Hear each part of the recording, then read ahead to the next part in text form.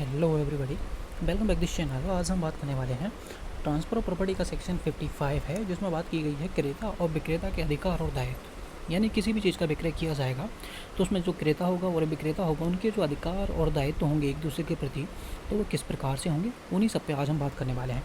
तो चलिए शुरू करते हैं। ट्रांसफ़र प्रॉपर्टी का सेक्शन 55।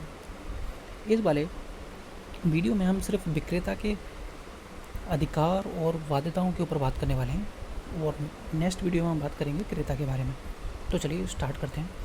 अगर क्रेता और विक्रेता के बीच में कोई अलग से कांटेक्ट नहीं किया है, इन लोगों ने आपस में कोई एक सेपरेटली कांटेक्ट नहीं किया होगा, तो उसका जो क्रेता है और विक्रेता है कि उनके बीच में जो दायित्व और अधिकार के अधीन करना, उस यानी कि उस अधिकार और दायित्व के अधीन कार्य करना होगा जो नीचे बताए गए हैं, जो नीचे नियमों में बताए गए हैं, उन्हीं के तहत आपको कार्य करना होगा। जब तक आपने कोई सेपरेटली कॉन्ट्रैक्ट नहीं कर लिया हो, अगर कर लिया है तो आपको उसी के अनुसार कार्य करना होगा। अगर नहीं किया है तो आपके जो अधिकार और दायित्व तो बनते हैं वो वही बनेंगे जो हम आगे पढ़ने वाले हैं। ठीक है, अब इसमें सबसे पहला सबसेक्शन है, इसमें बात ये है विक्रेता बाध्य है, यानी कि विक्रेता की जिम्मेदारियाँ।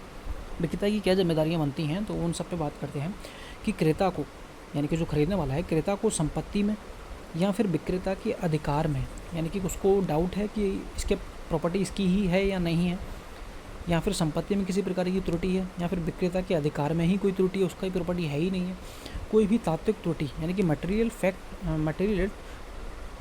डिफेक्ट दिखता है बताने के लिए, जिसके बारे में विक्रेता जानता है लेकिन क्रेता नहीं जानता है, और जिसे सामान्य सावधानी से क्रेता पता भी नहीं लगा सकता, तो उस कंडीशन में क्रेता की, यानी कि जो विक्रेता है, विक्रेता की जिम्मेदारी बनती है कि वो इन संपत्ति से संबंधित या फिर विक्रेता के अधिकार में त्रुटि है तो उसको क्रेता को बताने के लिए बाउंड है, यानी कि उसकी जिम्मेदारी बनती है। नेक्स्ट है विक्रेता के पास, यानी कि विक्रेता के पास और उसके नियंत्रण में मौजूद जितने भी संबंधित डॉक्यूमेंट हैं, प्रॉपर्टी से संबंधित जितने भी डॉक्यूमेंट हैं, टाइटल डीड्स वगैरह, टाइटल से संबंधित सभी दस्तावेजों को यदि क्रेता मांगता है कि हमें देखना है, उसे दिखाने होंगे।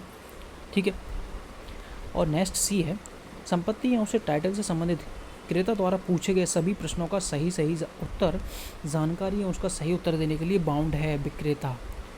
संपत्ति के टाइटल से संबंधित की प्रॉपर्टी तुम्हारे पास कहाँ से आई थी, तुमने कैसे खरीदी थी, तुम्हारी ही है या नहीं है, जितने भी क्वेश्चन वो पूछता है क्रेता, तो विक्रेता की जिम्मेदारी बनती है कि तुम्हें उसका जवाब देना पड़ेगा।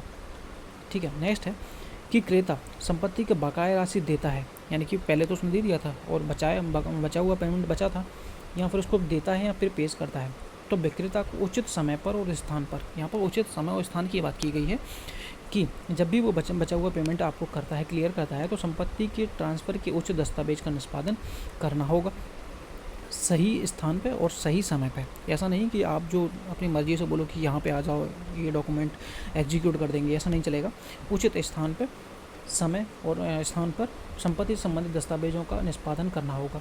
ठीक है, जब क्रेता इसे निष्पादन करने की प्रस्तुतिकरण करता है, जब क्रेता आपसे बोले कि आज एग्जीक्यूशन कर दो, आज डॉक्यूमेंट साइन वगैरह कर दो, रेडी कर दो, तो तब वो बोले आपको, तो आपको उचित स्थान और उचित समय पर ऐसी प्रॉपर्टी को एग्जीक्यूट करना होगा। ये विक्रेता की जिम्मेदारी बनती है।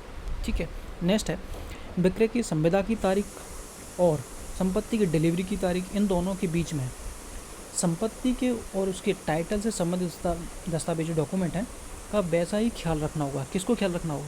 विक्रेता को, यानी कि संविदा कॉन्टैक्ट कर लिया, डिलीवरी मिली नहीं अभी, उसके बीच में आपको जो डॉक्यूमेंट हैं जो प्रॉपर्टी के, उनका वैसे ही ख्याल रखना होगा जैसे कि एक साधारण समझदार मालिक रखता। यदि वो तुम्हारी ही प्रॉपर्टी होती तो तुम अपने प्रॉपर्टी के डॉक्यूमेंट को संभाल के रखते, उसी तरह से इस प्रॉपर्टी के डॉक्यूमेंट को भी संभाल के रखना होगा, ये तुम्हारी जिम्मेदारी बनती है। ठीक, नेक्स्ट है क्रेता द्वारा अपेक्षा किए जाने पर, क्रेता द्वारा कहे जाने पर विक्रेता क्रेता को या फिर क्रेता द्वारा बताए गए व्यक्ति को संपत्ति का कब्जा देगा, या तो क्रेता को ही दे दे अपेक्षा करने पर, मांगने पर। ठीक है, या तो क्रेता को ही प्रॉपर्टी का कब्जा दे दे, या फिर क्रेता जिसको कहे कि आज मैं घर पर नहीं हूँ, मेरे फैमिली में किसी को दे दो, मकान की चाबी पकड़ा देना, तो उसको कब्जा देना होगा, जैसा उस संपत्ति की प्रकृति के अनुसार देना संभव हो। जैसी प्रॉपर्टी पर डिपेंड करता हो कि आज देना है, नहीं देना है, बाद में देना है, तुम्हें ही देना पड़ेगा, किसी और को नहीं दे सकते, तो उसके अनुसार आपको ऐसा कब्जा देना पड़ेगा मांगने पर। जी, नेक्स्ट है विक्रेता को विक्रय की तारीख तक, यानी कि बेचने वाले को विक्रय की तारीख तक संपत्ति से संबंधित सभी सार्वजनिक शुल्क, ठीक है, पब्लिक शुल्क वगैरह होता है। तो वे शुल्क, सार्वजनिक शुल्क क्या होते हैं? वे शुल्क जो सरकार या फिर लोकल अथॉरिटी, नगर पालिका, ग्राम पंचायत, नगर निगम वगैरह आदि द्वारा संपत्ति पर लगाए जाते हैं, जैसे कि प्रॉपर्टी टैक्स हो गया, वाटर टैक्स हो गया, तो वो सभी सार्वजनिक टैक्स के अंतर्गत आते हैं। और बकाया रेंट वगैरह है कुछ प्रॉपर्टी का, तो वो भी आपको पे करना पड़ेगा। किसको? विक्रेता को। पहले ही क्लियर करके चलो अपना, बेचने से पहले उस तारीख तक संपत्ति पर सभी बकाया ऋणों का जो ब्याज भी था, ब्याज भी उसको क्लियर तुमको करना होगा, चुकाना होगा। वह शर्तें मतलब कि वह शर्तें ऐसी संपत्ति किस ऋण के साथ नहीं बेची जा रही हो, इनकम्बरेंसेस के साथ नहीं बेची जा रही हो।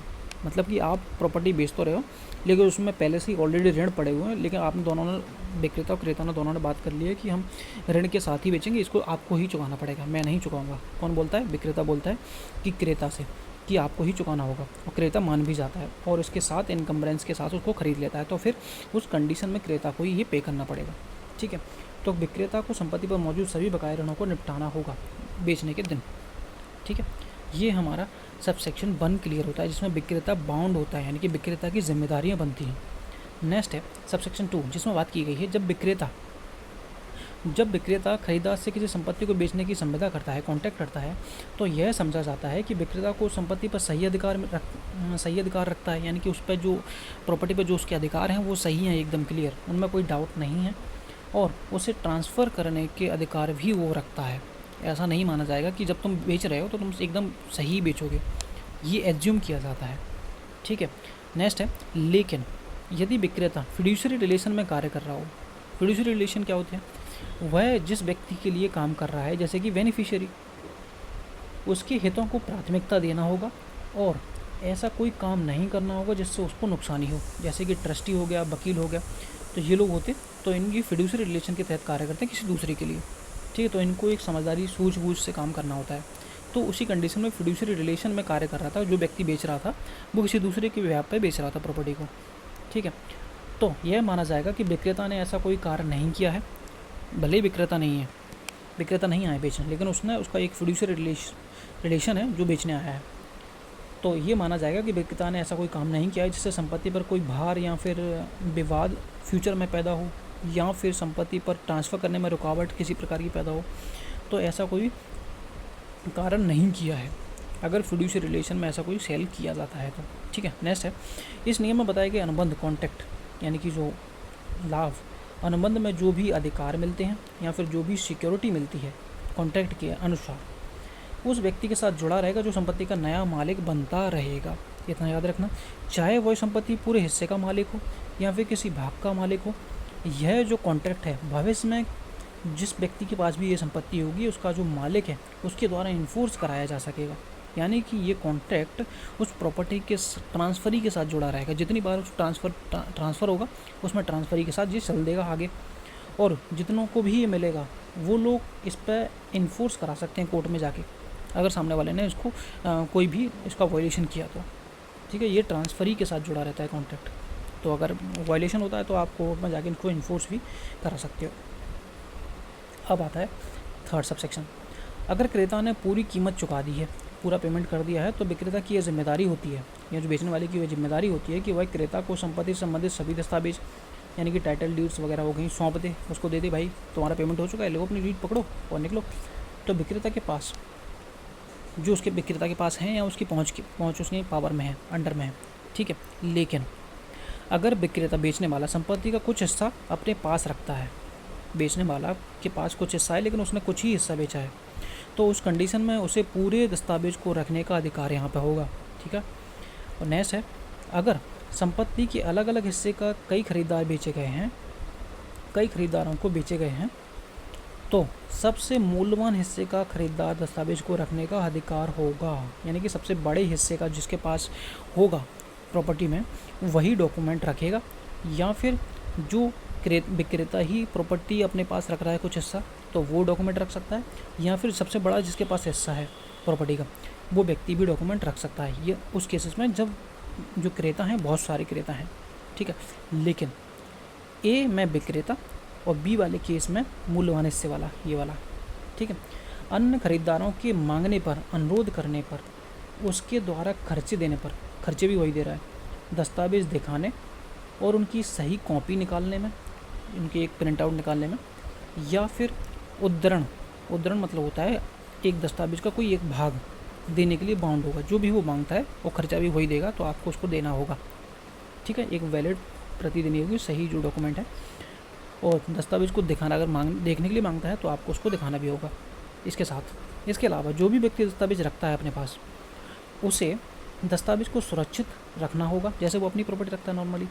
उसे नष्ट या फिर नुकसान नहीं पहुंचाना चाहिए जब तक कि कोई आपदा यानी कि कोई इमरजेंसी आ गई, उस केसेस में तो आपको एग्जम्प्ट कर दिया जाएगा भाई कि मैं क्या कर सकता, बाढ़ आ गई, मैं थोड़ी बचा सकता था, तो उस केसेस में आपको ये लाइबिलिटी मतलब कि जो भार है वो आपके ऊपर नहीं आएगा, क्योंकि उसमें आप कुछ नहीं कर सकते थे। ठीक है, तो ये हमारा क्लियर होता है। और इसमें जो बचा हुआ है विक्रेता के अधिकार, विक्रेता की हमने बाध्यताएं पढ़ ली, जिम्मेदारियां क्या बनती हैं, और विक्रेता के अधिकार। ठीक है, ये सब भी जो भी हम पढ़ रहे हैं, ये नहीं समझ में आता है तो भाई अपने साथ में बुक लेके बैठना, तो और उसमें मिलाते हुए पढ़ना, क्योंकि ये वाला जो क्लियर नहीं होता है, समझ में नहीं आता है, इसलिए मैंने एक सेपरेटली बना दिया है जो ईजिली समझ में आ जाता है। ठीक है, इस पर बात करते हैं विक्रेता के अधिकार क्या होंगे। पहले तो हमने विक्रेता की जिम्मेदारियाँ समझ ली कि तुम्हारी जिम्मेदारियाँ क्या बनती हैं, लेकिन अब हम समझने वाले हैं कि विक्रेता के अधिकार क्या बनते हैं। ठीक है, जब तक संपत्ति का स्वामित्व खरीदार को ट्रांसफ़र नहीं होता, यानी कि जब तक संपत्ति का जो ओनरशिप है बायर खरीदार विक्रेता के पास ट्रांसफ़र नहीं होता, विक्रेता को उस संपत्ति से मिलने वाले सभी रेंट, लाभ, कोई प्रॉफिट होता है का अधिकार मिलेगा, वो लेने का अधिकार होगा। जब तक तुम्हें ओनरशिप ही ट्रांसफ़र नहीं हुई बायर को, तो जिससे जो भी फ़ायदा होगा, बेनिफिट होगा, वो तो भाई विक्रेता ही रखेगा अपने पास, नॉर्मल सी बात है। सेकंड है, अगर संपत्ति का स्वामित्व खरीदार को दिया जा गया है, यदि संपत्ति का स्वामित्व ओनरशिप खरीदार को दे दिया गया है, लेकिन उससे पूरी कीमत चुकाई है, लेकिन उसने पूरी कीमत नहीं चुकाई है, तो विक्रेता को उस सब राशि के लिए संपत्ति पर चार्ज लगाने का अधिकार होगा, यानी कि जो जितना पेमेंट रह गया है उतना पेमेंट वो प्रॉपर्टी के ऊपर बाहर डाल सकता है। ये क्या कहता है, विक्रेता के पास संपत्ति पर एक कानूनी दावा रहेगा, विक्रेता के पास प्रॉपर्टी पर एक कानूनी दावा रहेगा, जब भी वो वसूल करना चाहे वसूल कर सकता है, जब तक कि खरीदार उसे पूरे नहीं चुका देता, जब तक खरीदार उसके बचा हुआ पेमेंट नहीं दे देता, जब तक ये अपने उस प्रॉपर्टी पे कानूनी दावा यानी कि बाहर रखेगा अपने पास। सेकंड है, अगर खरीदार ने जो क्रेता है के अलावा कोई और बिना किसी कीमत चुकाए यानी गिफ्ट में संपत्ति हासिल करता है, या फिर वह व्यक्ति को जो जानता था कि संपत्ति पूरी कीमत नहीं चुकाई गई है, तो उस व्यक्ति पर भी विक्रेता का दावा हो सकता है। ठीक है, अगर तुमने गिफ्ट में भी किसी और को दे दी तो उस केसेस में भी ये दावा भाई प्रॉपर्टी के साथ जुड़ा रहेगा, जब भी तुम चाहो तो वसूल कर सकता है विक्रेता। नेक्स्ट है, विक्रेता न केवल बकाया राशि को वसूल कर सकता है, बल्कि उस पर ब्याज भी वसूल कर सकता है। ठीक है, जो जब तक से लागू होगा जब संपत्ति का कब्जा खरीदार को दिया गया था, जब खरीदार को दिया गया था कब्जा, उस दिन से ये सब लागू हो जाएगा। अब हम नेक्स्ट वीडियो में इसके भाई खरीदार के ऊपर बात करेंगे, क्रेता के ऊपर बात करेंगे। आज हमने सिर्फ विक्रेता के ऊपर बात की है, क्योंकि वीडियो बहुत बड़ा हो जाएगा, तो इसमें हमने सिर्फ विक्रेता के अधिकार और विक्रेता के दायित्व के ऊपर बात की है। वीडियो पसंद आए तो वीडियो को लाइक करना भाई, चैनल को सब्सक्राइब करना, या मैंने ईजिली समझाया है भाई, नॉर्मली लिख के, जो नॉर्मल समझ में आ जाएगा। अगर भाई तो आप लोगों को डाउट होता है तो आप ये सेक्शन है पूरा 55, इसके अनुसार ही आप देख के पढ़िएगा और मैच कर करके अपना डॉक्यूमेंट नोट्स बना के चलिएगा, तो आपका ये सेक्शन क्लियर हो जाएगा। नेक्स्ट वीडियो में हम इसके क्रेता के ऊपर बात करेंगे। आज हमने विक्रेता के ऊपर बात की, नेक्स्ट वीडियो में हम क्रेता के ऊपर बात करेंगे, तो ये हमारा पूरा क्लियर हो जाएगा। भाई वीडियो पसंद आए तो वीडियो को लाइक कर देना, चैनल को सब्सक्राइब कर देना। मिलते हैं नेक्स्ट वीडियो में। Thank you so much.